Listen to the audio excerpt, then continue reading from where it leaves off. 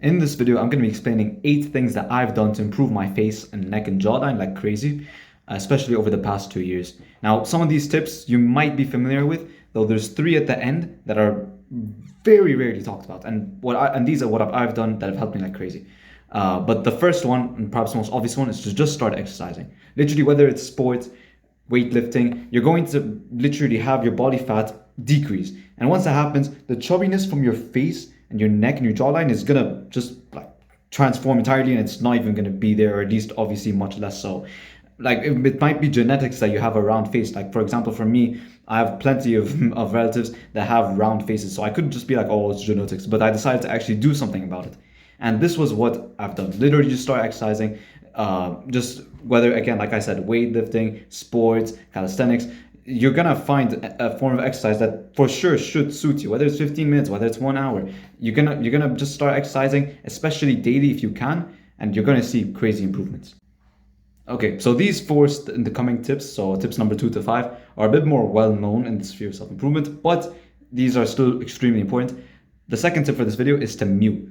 Mewing is essentially when you put your tongue on the top of the roof of your mouth, and preferably far back as well. So not just like vertically up, but you put the tongue like backwards, as if like you're literally trying to pull it back towards your throat. You pull it up and backwards, okay? And this is me, for example, not mewing. And this is me when I mew. If you maybe you notice, but there's like the neck and the jaw that goes slightly up, and what happens is you're firming the jawline here, and it's really strengthening the muscles here. And this will kind of facilitate into the third tip of this video, which is what happens here is that you actually start breathing from your nose, not from your mouth. And this is the third tip. Breathe from your nose, not through your mouth. Everyone breathes through their mouth. I used to breathe through my mouth all the time, and it's extremely unhealthy for you. There's a scientist, his name is Patrick McKeown, and he's an author as well. He made this book called The Oxygen Advantage. And essentially, just from nasal breathing, just from breathing through the nose, not through the mouth, through the nose, he's found that thousands of people have improved their stability, their physical performance, their sleep, their longevity, just from breathing through the nose, not from the mouth. So this is extremely important, and of course, it even helps with building a facial attractiveness, which is the point of this video as well. But nasal breathing, don't breathe through the mouth, breathe through the nose. The fourth tip of this video is to train neck. Now, every time, every program, it's always only about everything seemingly except the neck. The neck is really, really important. Even in prayer, you might have to move your head like this. When you're driving, you go center mirror, side mirror, and then blind spot. You have to turn your neck everywhere. So it's so important to even just move your neck around. And training your neck literally allows it to be strength. Literally, you can just do these stretches, go up and down, down to up, side to side, around like this. Literally just train your neck, move it, feel like some stretches in here. And it's literally going to help your face like crazy. It's going to make you strong. If you get boxed, God forbid, if you get into a fight, going up like this, it's not going to move you as much compared to if you've never trained your neck and you go like flinging up. So yeah, training your neck, extremely important. Make it agile, make sure your neck isn't always like forward posture, especially when you're reading something or using your phone or texting, and it's going to help like crazy. Tip number 5 is to have facial hair. Now, I'm not perfect in this, certainly. Basically, everyone isn't. Everyone has different preferences as well.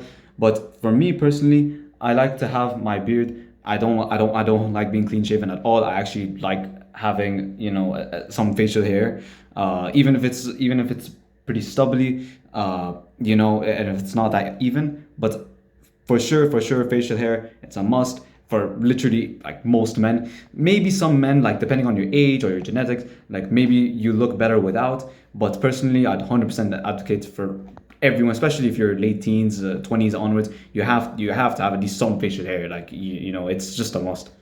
How much facial hair you should have? I'm still on the journey of that. I'm still growing. I'm only 18. Especially if late teenagers, people in their low 20s, our beards are still like growing. We're still maturing. So of course, it's not entirely clear, how we look best. It's at our current age, we're still developing. But for me personally, I really like having a beard, and I just literally sometimes I might just trim it. I don't go clean shaven. It's been months since I even last clean shaved, and it's much better. Now, these 3 coming tips, I'm 100% sure barely anyone brings these up, but I feel like these are so important. Tip number 6, eat in small bites. So literally, just instead of eating like 6 grapes at once and like filling your mouth like an animal, eat literally just 1 or 2 at a time. Don't fit stuff in your mouth. Okay, eat in small bites. The reason why is because when you have a lot of food in your mouth, your face is gonna expand and it's gonna become round. So literally, like whenever you eat, just make sure you're being a bit conscious into how much you're actually gonna put in your mouth. Like I used to just go like a monster on food all the time, whether I was a kid or a teenager. It's very recent that I actually started doing this, but it's crazy helpful and it's so much better for your jaw, for your face, and it's just really, really useful once you start eating in small bites.